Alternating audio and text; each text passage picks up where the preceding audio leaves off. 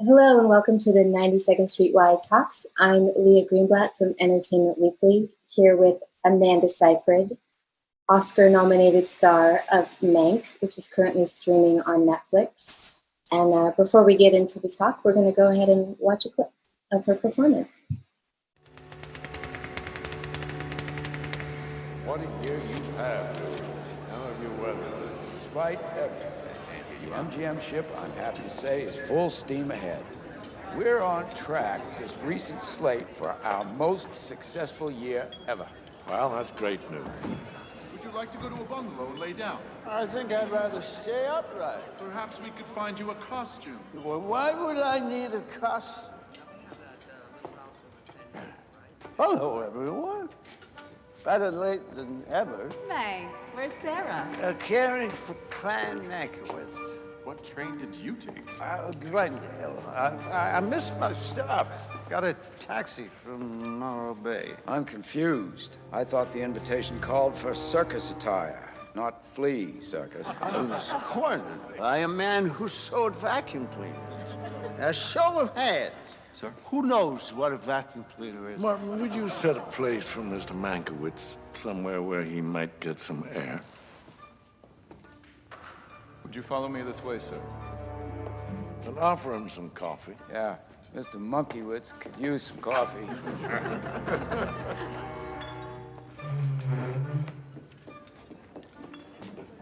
And how's Marie Antoinette coming together? Previews have been a struggle for general audiences. We made some trims, but I should have known. Versailles, all those costumes and wigs. You can't tell those stories without overhauling them for a modern audience. And how's the performance of your leading lady? The picture depends upon her. Norma put her heart and soul into it, but I should have insisted she take some time. It's a lot to deal with a loss like that. Marion would have made it her own. Marion would have been perfection. Marion Antoinette. It was Irving's picture. It takes kind of Marionette. patience to make it. I'm not interested in educating our customers. You want to send a message? Call Western Union. Literary fiction. Let them get cake. Who needs to see that?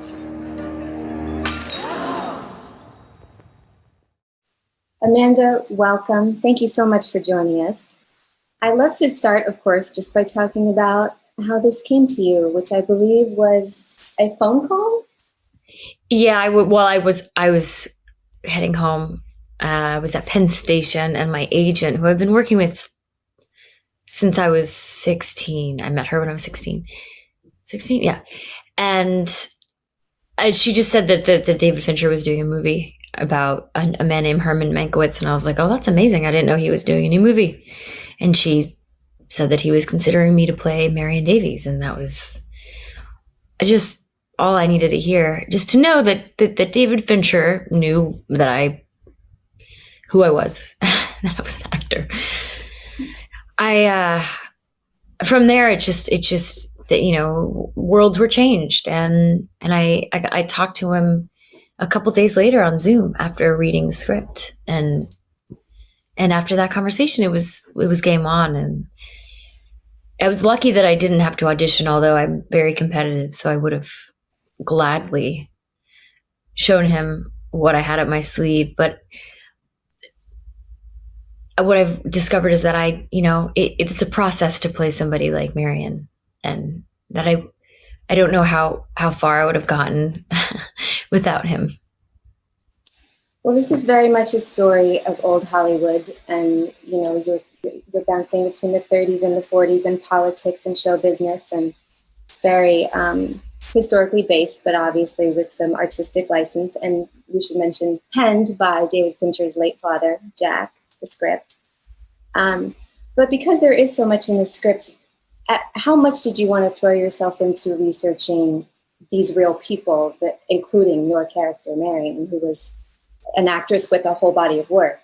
That's the thing. Like, when you have so much at your fingertips, it's impossible to not want to dive in terms of what footage is out there of Marion, her characters, the movies that she did, a movie every year at one point after the silent movie. So I had a lot to work with, And it was very easy to find her essence in each role. I felt like she did play different people. I felt like she was a great actress, somebody to really study. People should really be studying her.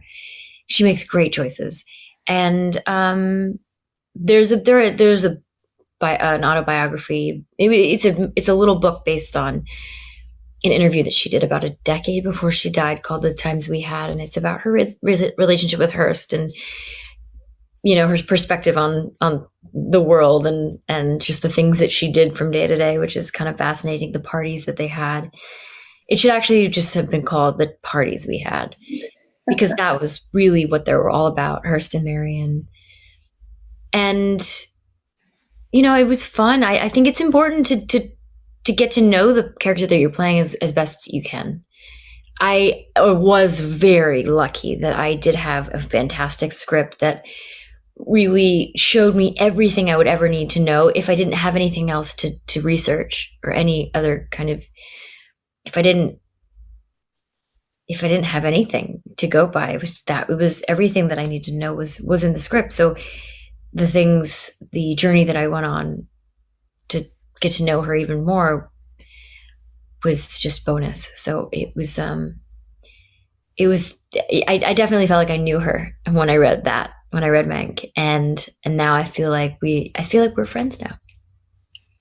Well, so she was this chorus girl from Brooklyn, sort of plucked from the chorus line by William Randolph Hearst, who at the time was pretty much one of the wealthiest men in the world, right? How many years older? Half a century older, practically. But I think one thing that really comes through in the movie is that it was still a love story, right, between them. And that's one of the speeches that Marion sort of gives to Gary Oldman's Mank. She, it's not a sugar daddy, strict, simple thing for her at all. Yes, thank you. Yes, it's it's been a long time since she was in her heyday. This movie was set in the 30s and the 40s, and every year that goes by, it's like telephone. Things get a little bit cloudier and a little bit cloudier, and who really knows anything about her except for the fact that she was William Randolph Hearst's mistress, that he was her sugar daddy, and that she was the inspiration behind the character of Susan Alexander Kane in Citizen Kane, and that's just really unfair. And of course, everybody's life is nuanced, and there's complexity everywhere. And what a privilege to be able to unveil that for the world and for the people that see this movie and get to be a part of this story. It's really sad that this is what happens over the years. Citizen Kane has lived an incredible life, and Marion has just been left. And this idea of her is just it's not correct. And so it didn't take much, to be honest. I mean, she was incredible. And it was very obvious to me that she was somebody who needed to be understood in a way that she wasn't in. And that's what I got to do. Even though this is not a movie about Marion Davies, she plays heavily. In some ways, it seems like a 70 years later or 80 years later redemption of her, because she was so closely identified with the character in Citizen Kane. And why not? Because of course that makes sense. Yeah, it makes total sense. But I wondered, I was looking at your resume, and I'm trying to think, I think Linda Lovelace is maybe the only other real person that you've played in a substantial way, and who also died, relatively young and had a sort of a sad story towards the end of her life. Do you feel a little personal responsibility sometimes? Because you must get attached to these women emotionally too. Yeah, the first thing I do when I play these people is try to connect to the things that the things that are relatable to each other. If we were to have coffee, say, the things that we might talk about, the ways in which I relate to them. You'd have a cocktail with Marianne, probably not a coffee, right? A gin martini. Absolutely, maybe 7 of them. And you got to keep up. Yeah, God, she really knew how to have a good time. She was a sweet drunk, apparently. But it's you gotta understand. I mean, even if I were to play a serial killer, I would have to have some kind of compassion for this person. I would have to understand them in a way that most people wouldn't want to. Luckily, these women are really generous, very kind, very giving people, and it was a lot easier. But still, it's the first thing I do is try to figure out how we're similar, and that was not hard with these characters. And there is a responsibility for sure. It depends on what story you're telling, and especially in the case of Lovelace, we were giving her backstory, we were giving her context and into why she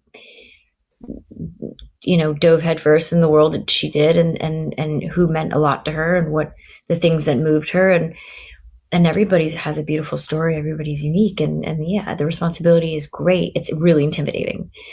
But also, like, God, to get to the other side of that, I mean, I don't know what it's like to play somebody who's still alive. That's about to embark on that journey, and I'm very curious as to how that goes. It's a little easier when they've passed, because if they don't like it, you don't know. But also, wouldn't you want to have their approval?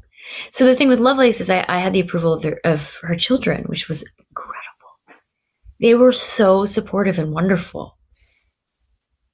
And I don't know anybody in Marion's life, so I think we did good. I don't know. Well, the Academy says yes, but I'd love to talk about the sort of the nuts and bolts of that, like the physicality of it. And one thing, of course, is the accent, which is of a place, Brooklyn, but also of an era, right?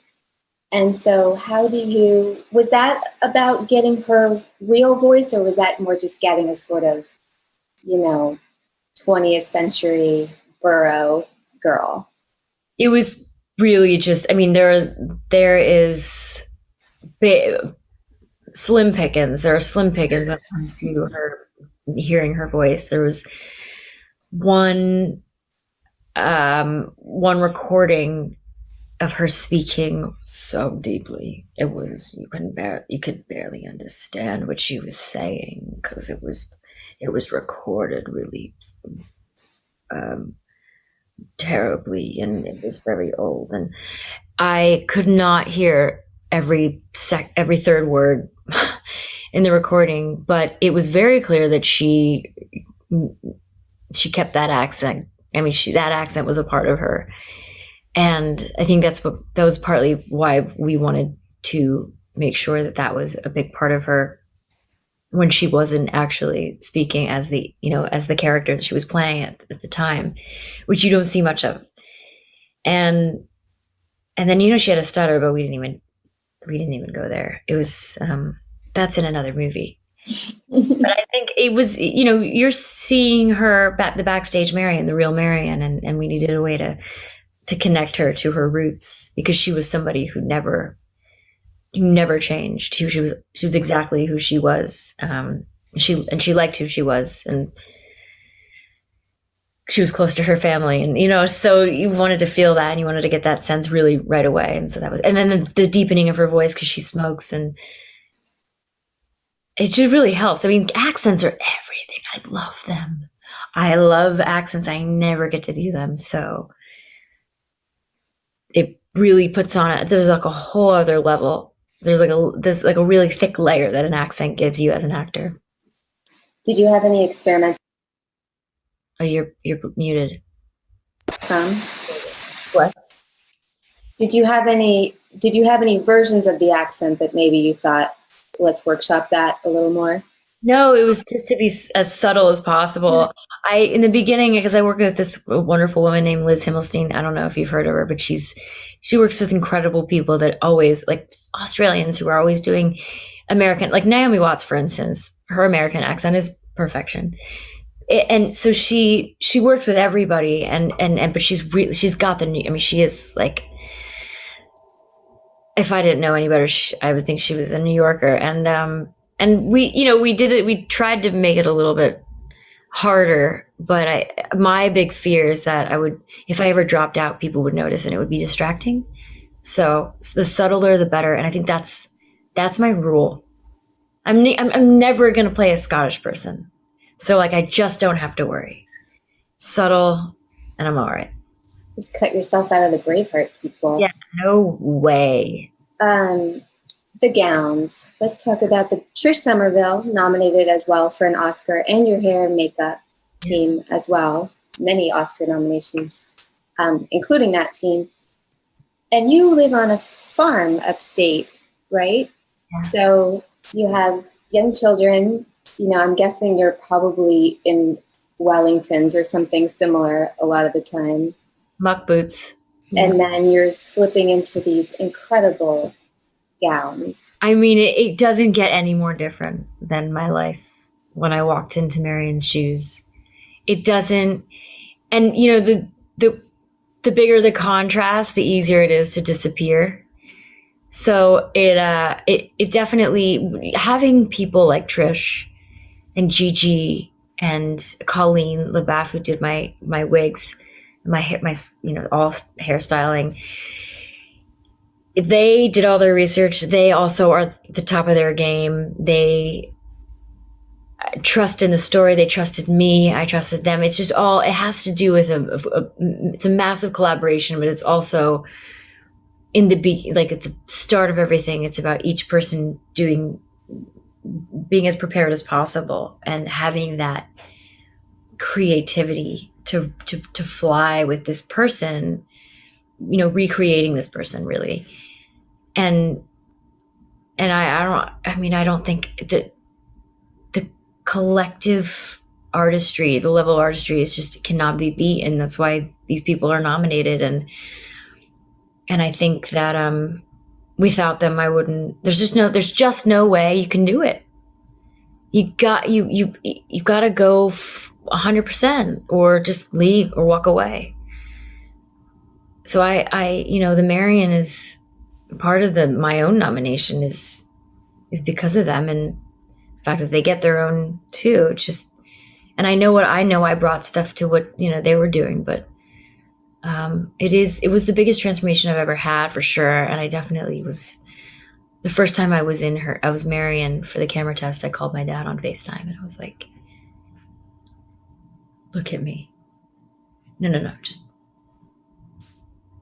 oh my God.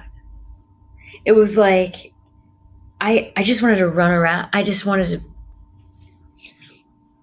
yeah, it was weird. It's crazy. It's like when you're a little girl and you dress up.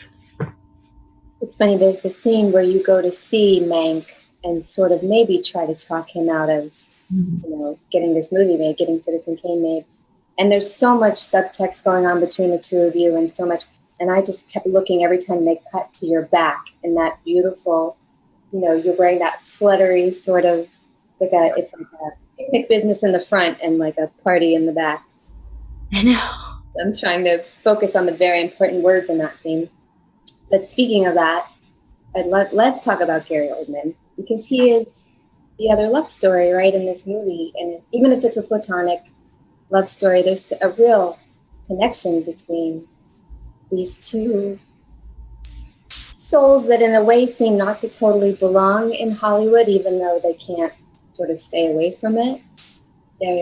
They seem to both sort of see themselves as outsiders as long as they've both been there. Does that make sense? Yeah, they see each other. They see themselves in each other. I mean, they're both people that it was very clear to me when I read the script, like having no other information, that they were two peas in a pod and that they were, they did not have agendas. They were not able to create a facade.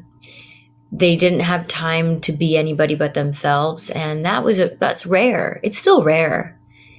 And because it's not that everybody wants to be somebody else. It's just that we all have fears that kind of we layer on top of one another. And, we show what we want to show, what we're comfortable showing. And these two people very specifically wanted to have fun and wanted to know the truth of things and wanted to feel like they were accepted as they are.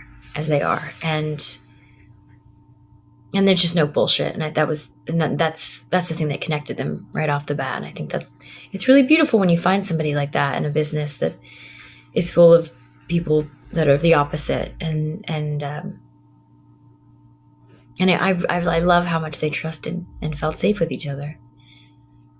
One thing that I think people might not realize is that they were also born same year. She's like 10 months older than Mankiewicz. They're both 1897. Yeah, fresher than Gary for some reason. I know. It's so funny. Gary can play anything. He can play 12. It's so weird. He has this mischievousness and this grin that he makes him completely ageless, which is why he really was perfect for Mank. But it's funny. Marion does say that she was born in 1905, I think. It's an actress's prerogative, right? It's just really funny because in the book, it's just like, I was born in 1905 in Brooklyn, and it says Marion was actually born in 1897. No, yeah, it is funny. They are the same age, and it's kind of sad that they didn't. I really would have loved to know what they were like in the 80s, both of them. And she says, what's the line she says to him? She says, I live in a fishbowl, but everything I want is mine. And if I could, I'd give it all away. It's like it's the thing. I was talking to somebody about this earlier today. She could have done without the lifestyle. She would have made her own parties wherever she was. She really loved Hearst.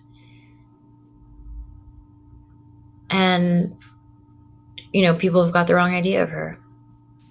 Well, one of the saddest things is that she was successful as a comedic actress, right? And Hearst was sort of hell-bent on having her be serious. He wanted her to be taken seriously because she was his girl, right? But her natural strengths were in comedy.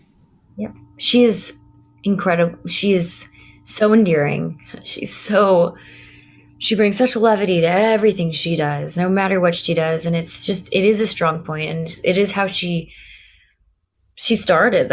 She was doing silent films for so long, and I mean, so many, and so immensely watchable and effervescent, and just, I think she got older, and she, this guy kind of strong-armed her, and we make that very clear in the movie, in really one moment. But that, I wonder how long that haunted her, because she did choose to walk away, but someone was, I think, pulling her, and that's what it really seems to me to have occurred. And it's sad because she was really talented, and she was able to find the light in a way that no one else could.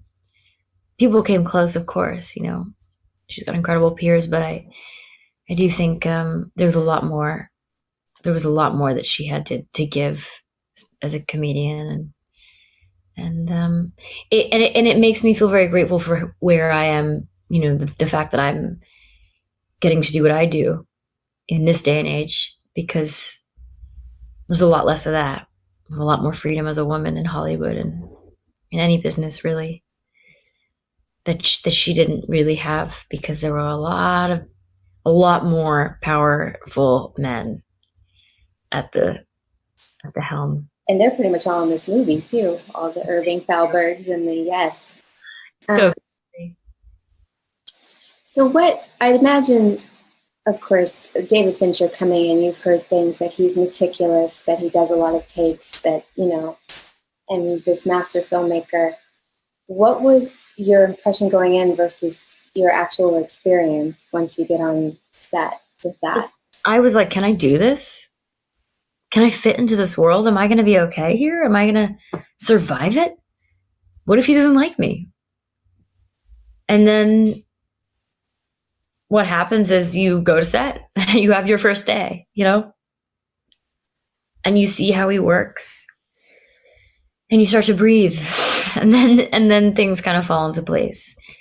I definitely, it was tedious at times, of course. I mean, we spent a lot of time on scenes that when we'd normally have a day, we had 4 days. So imagine how much time I had just for my shots, for the camera's angles on me. And sometimes it felt like in the beginning, I would feel guilt or shame that we had to go again because I was taking my own stuff, making it about my own stuff, when it really had nothing to do with that. It was, this wasn't right here, or there's a way I could say this line differently, or it was just, there were a million moving pieces, and you didn't necessarily have to know all of them or recognize what was happening to go again. Just accept it, realize that you have another opportunity to live in this moment and do it. It's that simple. Like, don't make it about you. Don't make your fears, front and center. There are 100 people on this set trying to make this movie, and David Fincher's really good at telling you what he wants. And so, what? Take advantage. Don't sabotage it. And so, night and day for me. The difference is night and day.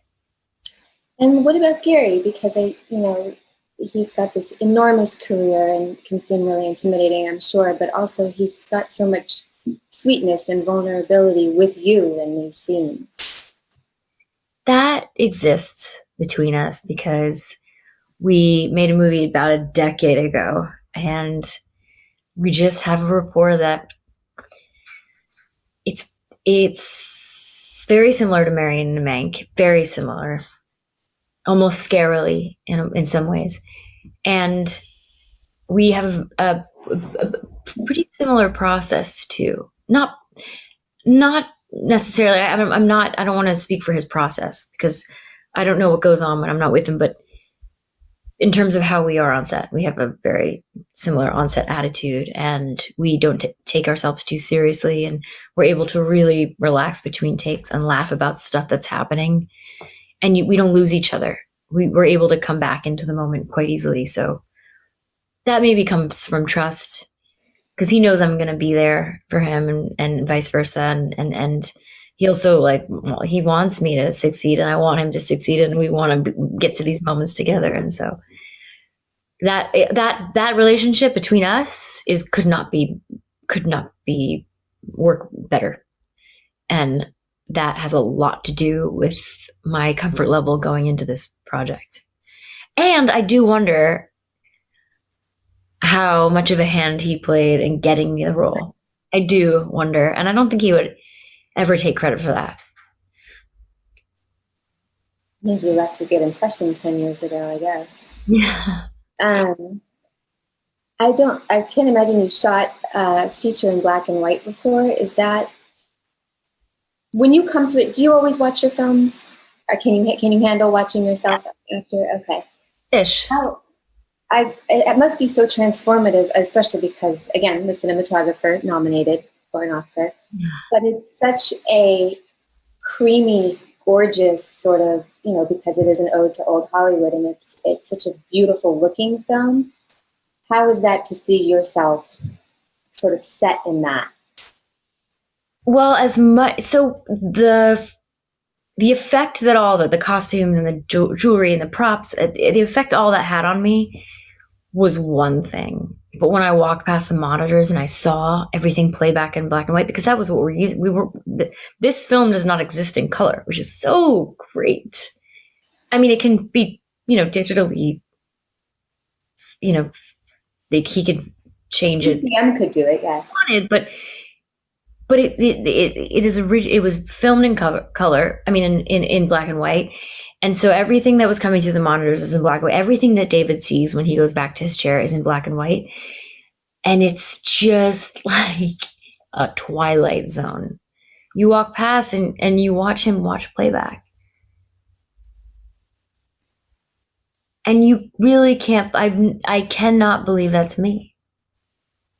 There's a disconnect that happens, and I don't know if I'll ever, I don't know, I can't express it. It's really actually very hard to express, but it's just bizarre because everything you're shooting is in color. You see everybody in color, but every color is every single piece of fabric, every single piece of stone, every single spoon everything is built for how it is designed to look a certain way for the black and white. So it's a lot harder, I think, for everybody. I don't know. Even watching the movies for the first time, even though my husband and my mom and I were all watching one of the earlier versions of the movie on an iPad, we were watching it, the camera come down on the car. It's like an old movie. And seeing these actors that I know,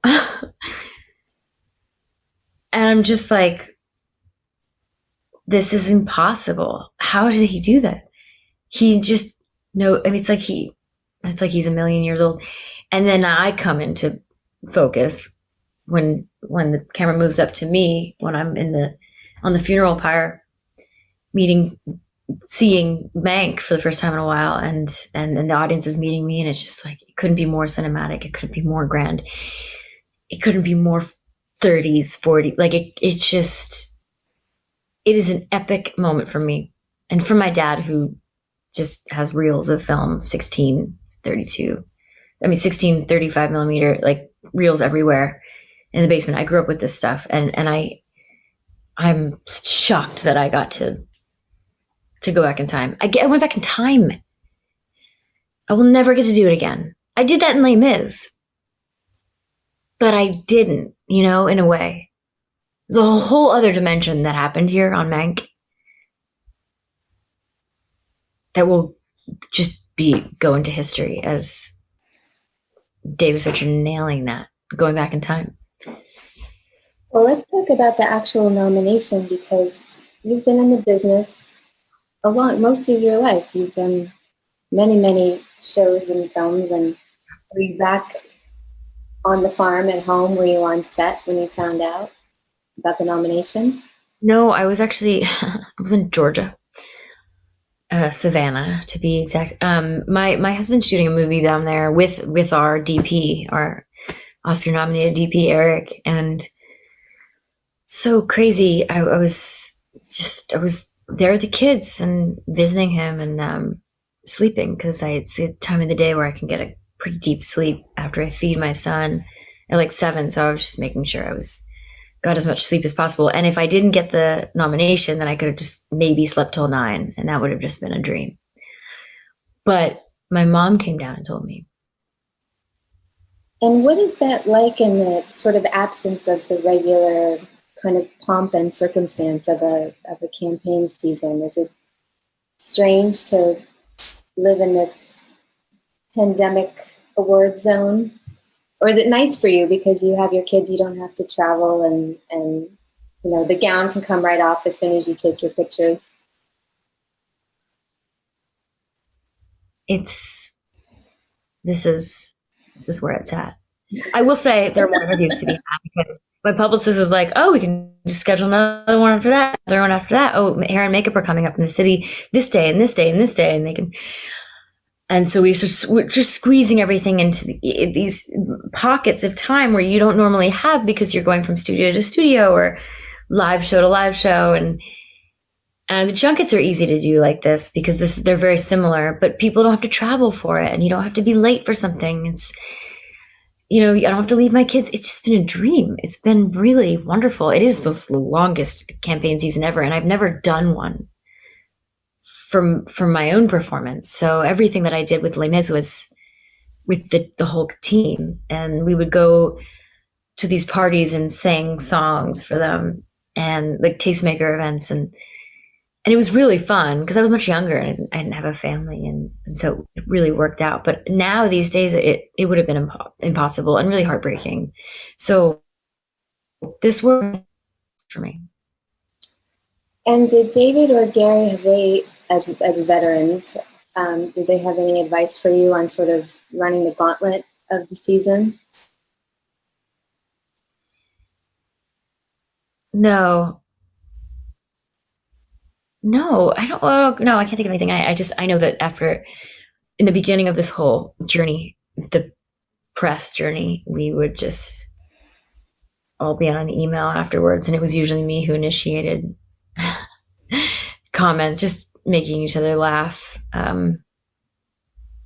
You know, we're there, but we can't really discuss anything with each other. So it's like the only discussion we can actually have is like on email or you know, it's just, they're just happy that I'm getting to be a part of it in this way. And I think we're all kind of in shock that we're all going to be together. I mean, that was the thing that we missed, really, because that's what I got with Les Mis. Like, we all got to be together so often, and that felt like another whole summer camp, and we're all stuck in our own places. And so it's the one thing I miss. But we will get that for a night. We will get there for a night. So I pray that Gary is flying in from from London to be with us in LA. Well, we only have a few minutes, but I want to blow out the lens a little bit to the rest of your career, because you have some pretty huge, well, you know, one question I did want to ask you, because you are a woman who has worked with Cher and Meryl and Shirley MacLaine. Yeah.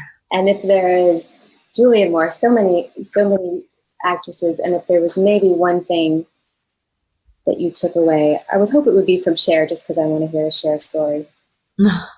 Cher. Well, I it has to be said that I worked with Meryl much earlier in my career. Okay. And I watched her work like a hawk. And the thing I noticed first really was how familiar she was with every single person's job, and how important it was for her to help make their jobs easier, all while starring in a movie. Like, she was not she as busy as she was, she knew what they needed from her. And she was a leader, and a generous leader. And that is something that I will always try to emulate. And Cher is just like a kid. She's insecure in the most, she is winsome. Like, like, the perfect word to describe Marion is the perfect word to describe Cher. Just like very smart, not guileless, but she winsome. It's like she's just there. She's there.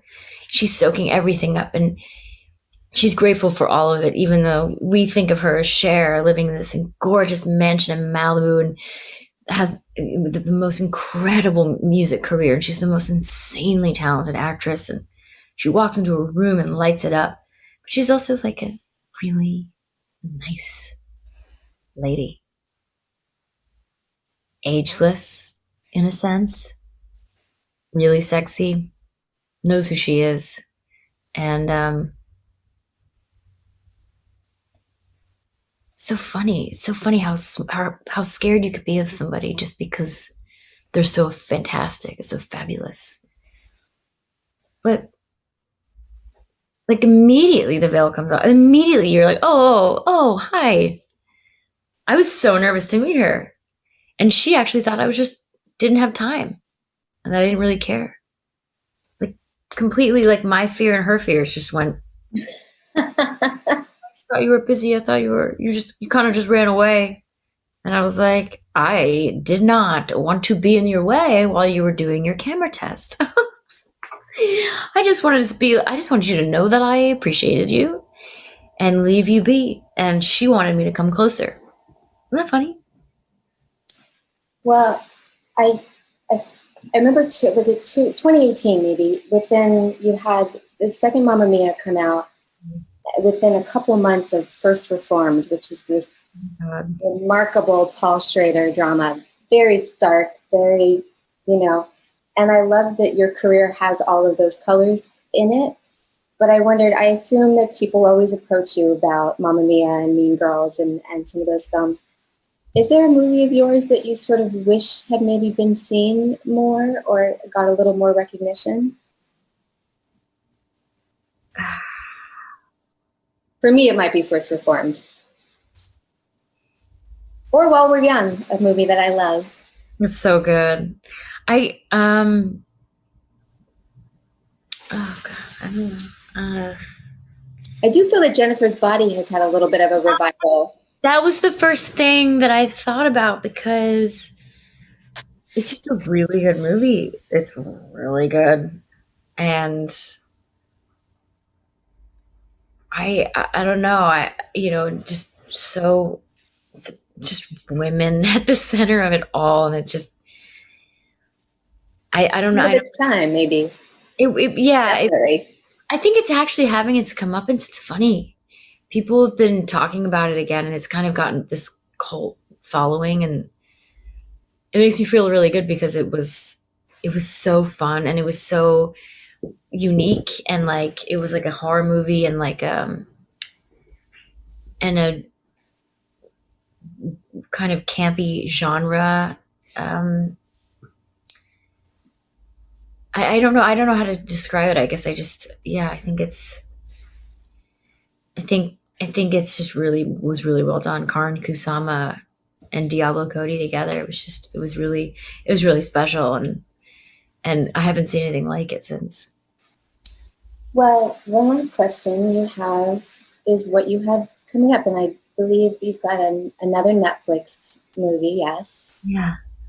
Things Heard and Seen. You want to tell us about that very quickly? Yeah, I actually read the author who wrote Things Cease to Appear. What's it called? All Things Cease to Appear. Wrote another book about called The Doctor that I read years ago. So like I was familiar with her work, and apparently she had pictured me as to play this character, Catherine Clare, in the movie version of it, and it's set upstate, which is A+ for me since that is where I live, and shoots around Halloween, which is my favorite holiday, and I just love the fall. Everything about this place, it's so romantic, with two fantastic directors who are a team, a husband and wife, and one of the most amazing prolific producers, Anthony Bregman, and I was like, this I can't go wrong. I can't go wrong. And then we hired James Norton to play my husband, and I'm like, oh my God, this is the dream. And of course Netflix, the crew at Netflix, and yeah, it was perfect. It couldn't have been better. I didn't want to do it because it was around the time my sister was going to be giving birth, but they made it work for my schedule to be back in LA for that. And then Mank came along, and I was working on Mank when my sister gave birth. So it was like, priorities. But I have that coming out on April 29th. So 5 days, no, the Oscars on the 25th, 4 days after the Oscars. So that's exciting. I get to talk about that, which I've been talking about Mank, which I love, but let's just give Marion a break for a second and talk about this incredible thriller. And then also this movie, A Mouthful of Air, which is a movie I did before Things Heard and Seen. And I thought A Mouthful of Air was it for a while. I thought I was going to take a break after that. And little did I know. And that was a passion project. That was something we like barely scraped by getting funding for that, because it's a really tough, it's heavy in a way that I think can make an incredible impact on people's lives. It wasn't fun to make, but it was absolutely important to make. And it's about postpartum depression, of course, the thing that we don't talk about nearly enough. And so I am very excited for that to come out, because it is our little movie. It was a struggle to make, and I'm proud of it. First time director, her story. And I think it's important to be seen. So I hope maybe in the fall or the winter we can start talking about that. Because I could talk about that for centuries. So, well, thank you so much for joining us today. And if you do get that Oscar, it would be, of course, amazing for you, and sort of poetic justice for Marion too, maybe. I think this is poetic justice enough. I know people. My publicist is like, "Don't talk about it. You want the Oscar?" And I'm like, "Yeah, of course I do. Of course I do. But I didn't expect to get here." So I'm very thrilled, and it's done a lot wonders for my career, this Oscar nomination. what more could I ask for, you know? And so I'll have time. I have time, right? I hope I do, you know? I don't, it's not why I'm here. But yeah, of course, I'm holding a fucking gold statue. Of course. Who doesn't want to hold their own, you know? The last time I held one was Anne Hathaway's. And I was just as excited for her as I would have been for me if I got it, you know, because I felt like she really took us on that win with her. And so, yeah, that's a whole other conversation, though, you know. It's also, you hear about the curse of the Academy. Yes. You always wonder if you get that, and then what happens? And there's no curse. Clearly, there's no curse. But, you know, it's maybe fun to like have something to look, you know, to work for or something, right? Yeah, who knows? But I'm gonna have a lot of fun with my people. Well, thank you so much for joining us, Amanda Seyfried. Wonderful. Thank you so much.